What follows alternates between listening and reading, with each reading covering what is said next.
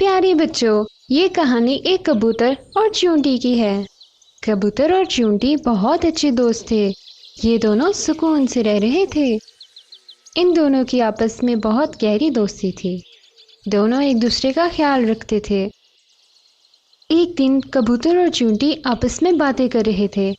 چیونٹی نے کہا، بارش کا موسم آنے والا ہے، اب مجھے کھانا جمع کرنا ہوگا۔ کبوتر نے کہا،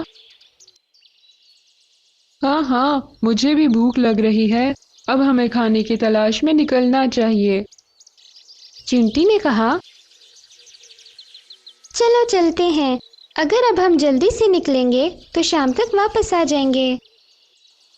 جب چیونٹی باتیں کر رہی تھی تو ایک تیز ہوا چلی جس نے چیونٹی کو درخت سے گرا دیا۔ چیونٹی ندی میں گر گئی۔ اب اس کے لیے پانی سے نکلنا مشکل ہو چکا تھا۔ وہ پانی میں ڈوب رہی تھی۔ اوہ، میں ڈوب رہی ہوں، خدا کے لیے مجھے یہاں سے نکالو، دوست بچاؤ مجھے، بچاؤ، جلدی کچھ کرو دوست۔ پھر کبوتر نے کہا، نہیں، میری پیاری دوست ڈوب رہی ہے، میں کیا کروں؟ چلو میں کچھ کرتا ہوں۔ پیاری چیونٹی۔ اس نے آس پاس دیکھا تو اسے ایک پتا دکھائی دیا۔ اس نے ایک بڑا پتا درخت سے توڑا اور اس کو ندی میں چیونٹی کی طرف پھینک دیا۔ چیونٹی اس پتے پر بیٹھ گئی اور ندی کے کنارے تک پہنچ گئی۔ پھر چیونٹی نے کبوتر کا شکریہ ادا کیا۔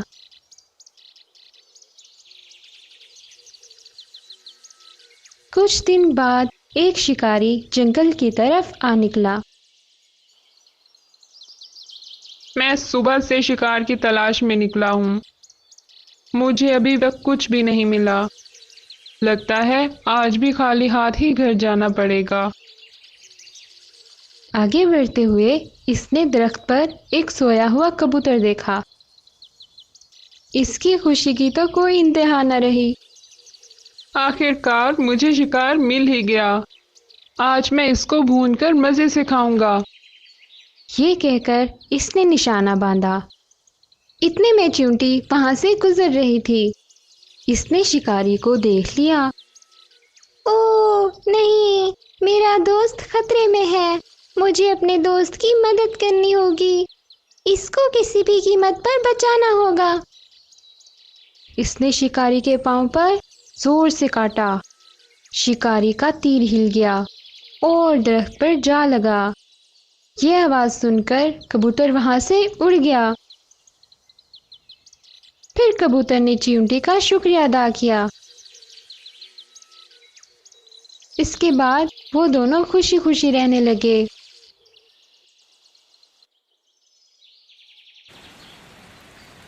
برسات کا موسم تھا، کئی روز سے بارش ہو رہی تھی۔ ایک کوا کئی دن سے اپنے گھونسلے میں بارش کے رکنے کا انتظار کر رہا تھا۔ ایک دن کوے کا سارا کھانا ختم ہو گیا۔ کوا کھانے کی تلاش میں اپنے گھونسلے سے نکل پڑا۔ کوا بارش میں بری طرح بھیگ چکا تھا، لیکن وہ کھانا ڈھونڈنے میں ناکام ہو گیا۔ پھر اچانک سے اس کو ایک چڑیا کا گھر دکھائی دیا۔ میں یہاں جا کر پوچھتا ہوں، شاید ان کے پاس کھانے کے لیے کچھ ہو۔ کوا چڑیا کے گھر چلا گیا۔ کوے نے دروازہ کھٹکھٹایا تو چڑیا نے کھولا۔ کوے نے بولا، چڑیا بہن، میں تو بری طرح بارش میں بھیگ چکا ہوں، مجھے اپنے گھر میں جگہ دو گی تو میں تھوڑا سا آرام کر کے چلا جاؤں گا۔ چڑیا نے بولا، آ جاؤ کوے بھیا۔ کوا اندر چلا گیا۔ کوے نے چڑیا سے بولا، چڑیا بہن، میں بہت دنوں سے بھوکا ہوں، مجھے کچھ کھانے کے لیے دے دو گی تو میں تمہارا احسان کبھی نہیں بھولوں گا۔ ابھی برسات کا موسم ہے اور کھانے کو کچھ بھی نہیں مل رہا۔ چڑیا نے کوے سے بولا، کوے بھیا، میں تو خود کئی دنوں سے بھوکی ہوں، میرے پاس بھی کھانے کے لیے کچھ نہیں ہے۔ کوے کو پتہ چل گیا تھا کہ چڑیا کنجوس ہے، کیونکہ کوے نے چڑیا کے کچن سے گزرتے ہوئے چاول دیکھ لیے تھے۔ کوے کو ایک ترکیب سوجھی۔ کوے نے چڑیا سے بولا، چڑیا بہن، اگر کھانے کو کچھ نہیں ہے تو کوئی بات نہیں، کیوں نہ آج ہم کلہاڑی کی کھچڑی بنائیں؟ چڑیا نے بولا، کلہاڑی کی کھچڑی وہ کیا ہوتی ہے؟ بس تم ایک کلہاڑی لے کر آؤ اور ایک دیگچی چڑھا لو۔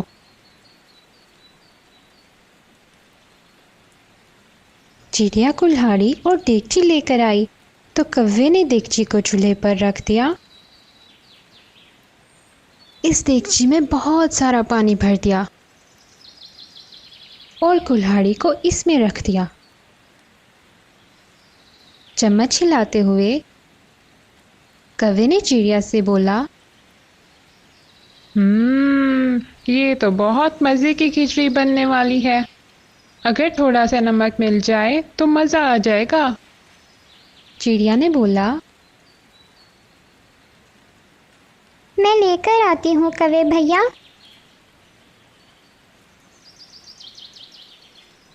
چڑیا نمک لے کر آئی تو کوے نے کھچڑی میں ڈال دیا۔ پھر سے چمچ ہلاتے ہوئے کوے نے چڑیا کو بولا،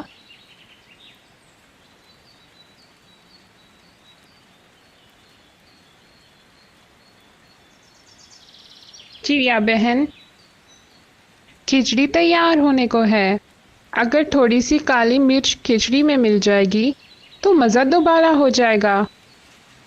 چڑیا نے بولا، اچھا کوے بھیا، میں ابھی لے کر آتی ہوں۔ چڑیا کالی مرچ لے کر آئی تو کوے نے اس میں ڈال دی۔ کوے نے چمچ ہلاتے ہوئے بولا، بس ابھی کھچڑی بن جائے گی، اگر تھوڑے سے چاول مل جائیں گے تو کھچڑی کا مزہ آ جائے گا۔ ہاں کوے بھیا، چاول تھوڑے سے پڑے ہیں، میں ابھی لے کر آتی ہوں۔ چڑیا چاول لے کر آئی تو کوے نے چاول کھچڑی میں ڈال دیے۔ اسی طرح کوے نے چڑیا سے دال بھی منگوا لی اور اس کھچڑی میں ڈال دی۔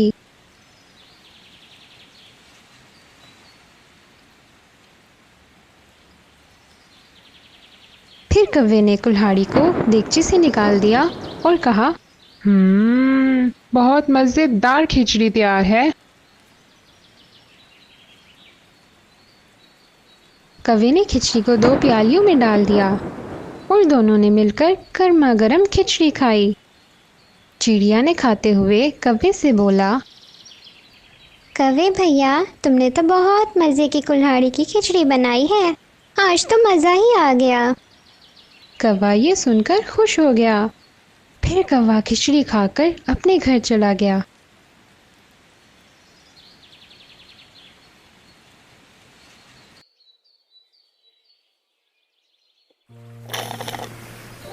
ایک دفعہ کچھ بطخیں ندی کے کنارے سے گزر رہی تھیں۔ ایک کوا بھی وہاں بیٹھا تھا۔ اس نے بطخوں کو حقارت کی نظر سے دیکھا اور مذاق اڑاتے ہوئے بولا، تم سب اچھا اڑتی ہو، بس تم اتنے ہی پر پھیلا سکتی ہو، کیا تم میری طرح کرتب دکھا سکتی ہو ہوا میں؟ نہیں، تم تو یہ بھی نہیں جانتے کہ اڑنے کا اصل مطلب کیا ہوتا ہے۔ تم بس پانی میں ہی تیر سکتی ہو، ہوا میں اڑنے کا کیا مزہ ہے، تم کیا جانو؟ کوے کی بات سن کر ایک بوڑھی بطخ نے بولا، یہ اچھی بات ہے کہ تم یہ سب کر سکتے ہو، لیکن تمہیں اتنا غرور نہیں کرنا چاہیے، کسی کا مذاق اڑانا اچھی بات نہیں ہوتی۔ کوے نے جواب دیا، میں غرور نہیں کر رہا، لیکن اگر تم میں سے کوئی میرا مقابلہ کر سکتا ہے تو میرے سامنے آؤ اور ہرا کے دکھاؤ مجھے۔ کوے نے مقابلے کے لیے للکارا تو ایک ننھی بطخ نے بولا، ہم سب تم سے مقابلہ کرنے کے لیے تیار ہیں۔ یہ مقابلہ 2 مرحلوں میں ہونا طے پایا۔ پہلے مرحلے میں کوا اپنے اڑنے کے کرتب دکھائے گا اور بطخ کو بھی ایسا ہی کرنا ہوگا، جبکہ دوسرے مرحلے میں کوے کو بطخ کی طرح پانی پر تیرنا ہوگا۔ اور اس طرح مقابلہ شروع ہوا۔ کوے نے بہت کرتب دکھائے، ہوا میں اڑ کے گول گول گھومنے لگ گیا اور پھر اڑ کر زمین کو چھوتے ہوئے گزرا، جبکہ بطخ کوے کے مقابلے میں کچھ بھی نہ کر سکی۔ کوے نے پہلے سے بھی اونچی آواز میں بولنا شروع کیا۔ میں تو پہلے ہی کہتا تھا کہ تم سب کو اڑنے کے بارے میں کچھ بھی نہیں معلوم، تمہیں یہ مقابلہ کرنا ہی نہیں چاہیے تھا جب پتا تھا کہ ہارنا ہی ہے۔ اب دوسرا مرحلہ شروع ہوا۔ بطخوں نے مزے سے پانی پر تیرنا شروع کر دیا اور کوے نے ان کا پیچھا کیا۔ کوا اڑتے ہوئے پانی پر تیر رہا تھا اور بولا، یہ واقعی ایک مقابلہ ہی تھا، یہ تو بہت ہی آسان ہے۔ بطخوں نے کوئی جواب نہ دیا اور خاموشی سے تیرتی رہیں۔ آہستہ آہستہ وہ زمین سے دور ہو گئیں اور کوا جو کہ بولتا ہی جا رہا تھا اب مکمل خاموش ہو چکا تھا۔ کوا بہت بری طرح تھک چکا تھا، اب اس کے لیے مزید ہوا میں اڑنا بہت مشکل ہو چکا تھا کیونکہ اس کے پر گیلے ہو کر بھاری ہو رہے تھے۔ اب وہ بار بار پانی کے نزدیک آتا جا رہا تھا۔ بطخوں نے کوے کی حالت دیکھی مگر وہ ایسے انجان بنی رہیں جیسے کہ وہ کچھ نہیں جانتی۔ ایک بطخ نے کوے سے بولا، تم بار بار پانی میں کیوں ڈوب رہے ہو؟ کیا یہ بھی تمہارا کوئی کرتب ہے؟ تھکے ہوئے کوے نے جواب دیا، نہیں، مجھے معاف کر دو، میں بہت تھک چکا ہوں، اگر تم میری مدد نہیں کرو گے تو میں مر جاؤں گا، مجھے بچا لو، میں اب کبھی غرور نہیں کروں گا۔ بطخوں کو کوے پر ترس آ گیا۔ وہ سمجھ گئیں کہ کوا اب سبق سیکھ چکا ہے۔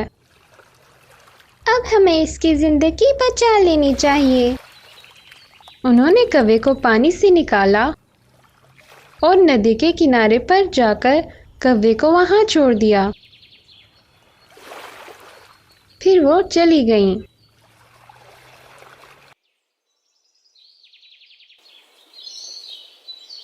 پیارے بچوں، یہ کہانی ایک لالچی کوے اور ایک ننھی چڑیا کی ہے۔ ایک کوا آم کے پیڑ پر بڑے مزے سے زندگی گزار رہا تھا۔ گرمیوں کا موسم تھا اور ہر سال کی طرح اس مرتبہ بھی آم کے پیڑ پر تازہ تازہ اور خوشبودار آم اگنا شروع ہو چکے تھے۔ جو بھی آم کے پیڑ کے ساتھ سے گزرتا وہ آم کی میٹھی خوشبو سے لطف اندوز ہوتا۔ جب کوئی پرندہ گزرتے ہوئے شاخ ہلاتا کہ شاید کوئی ایک آم گر جائے اور وہ اس کو مزے سے کھائے تو کوے کو شدید غصہ آتا، اور اگر کوئی اس درخت کے آم کھانے کی کوشش کرتا وہ سب کو وہاں سے بھگا دیتا اور کہتا، اس پیڑ پر صرف اس کا گھونسلہ ہے تو یہ سب آم بھی اسی کے ہیں۔ ایک روز ایک ننھی چڑیا اس پیڑ کے ساتھ سے گزری تو اس نے سوچا، یہ آم تو بہت مزے کے ہیں، میں یہ آم توڑ کر اپنے گھر لے جاتی ہوں۔ مگر جیسے ہی وہ آم کے پیڑ کے نیچے ایک گچھے پر بیٹھی تو کوے نے کہا، یہاں ایک بہت بڑا سانپ رہتا ہے، اگر تم نے آم توڑے تو وہ تمہیں کھا جائے گا۔ یہ سن کر چڑیا بولی، مجھے تو کوئی سانپ نظر نہیں آ رہا، میں ایک آم توڑ کر جلدی سے اڑ جاتی ہوں۔ اس کی بات سن کر کوے نے بولا، یہ درخت میرا ہے کیونکہ اس پر صرف میرا گھونسلہ ہے، اس لیے یہ سب آم بھی میرے ہیں، تم یہاں سے اڑ جاؤ۔ چڑیا نے اس کی بات نہ مانی اور وہ آم توڑنے لگی تو کوے نے غصے میں آ کر چڑیا کا ایک بازو زخمی کر دیا اور چڑیا گر گئی۔ چڑیا روتے ہوئے اپنے گھر چلی گئی اور اپنے جنگل میں جا کر سب پرندوں کو یہ واقعہ سنایا۔ میں نے اس کوے کے درخت سے آم توڑنے کی کوشش کی جس کی وجہ سے اس نے میرا بازو زخمی کر دیا۔ تو سب نے مل کر یہ فیصلہ کیا کہ اس کوے کو سبق سکھاتے ہیں۔ وہ سب پرندے مل کر رات کو کوے کے گھونسلے کے قریب بیٹھ گئے اور دروازے پر دستک دی۔ کوا جو کہ مزے سے سو رہا تھا اٹھ بیٹھا اور پوچھا، کون ہو؟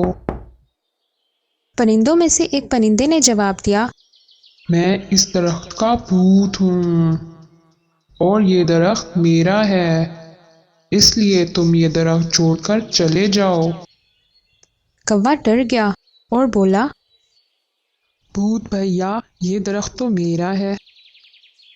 اتنے میں دوسرے پرندے نے کھڑکی سے ایک پتھر پھینکا تو کوا ڈر گیا۔ کوے کے تو ہوش اڑ گئے۔ کوا وہاں سے فوراً بھاگ گیا۔ پھر چڑیا اور اس کے سب ساتھی اس پیڑ پر رہنے لگے اور مزے سے آم کے پیڑ پر مزیدار آم توڑ کر کھانے لگے۔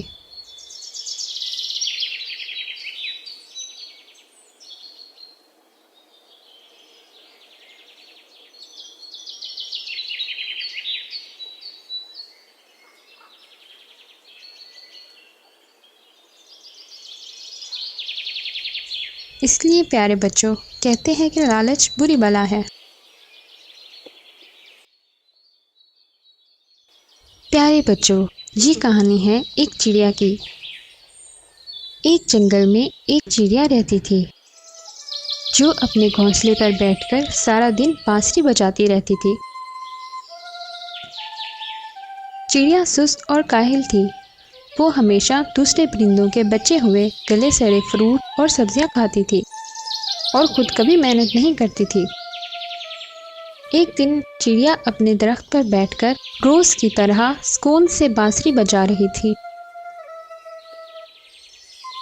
اس کو ایک درخت کے ساتھ ایک کرسٹل بال دکھائی دی۔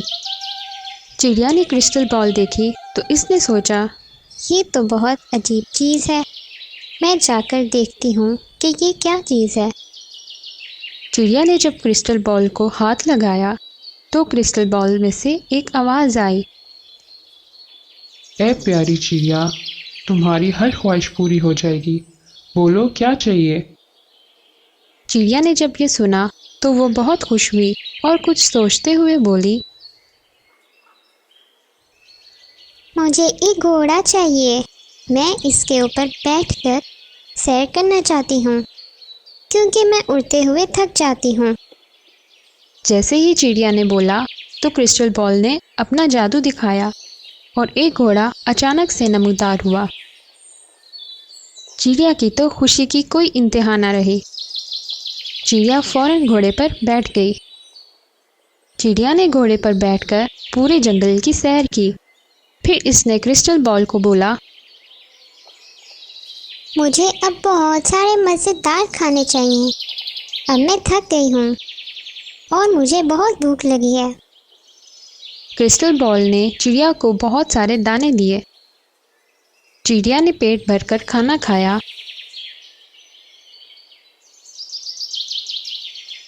آرام کرنے کے لیے اپنے درخت پر بیٹھ گئی۔ چڑیا نے سوچا،